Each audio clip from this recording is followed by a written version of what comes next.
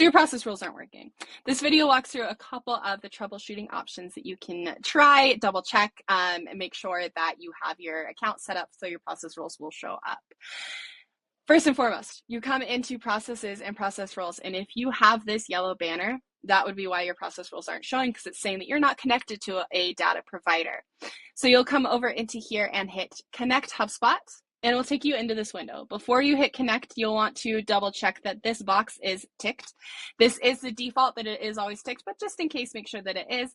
And then you'll hit connect. This will take you into all of the HubSpot portals that you have access to. So you'll select the one that you want the process rules to show up in for this account.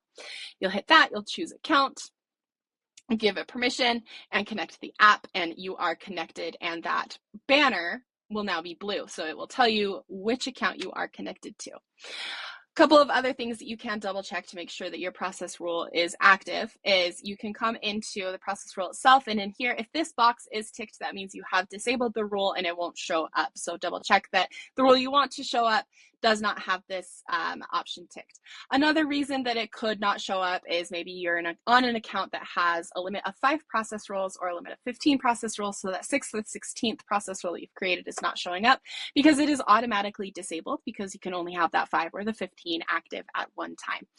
Let us know if you want to have more than that. We are always happy to upgrade your account and kind of talk you through how that works.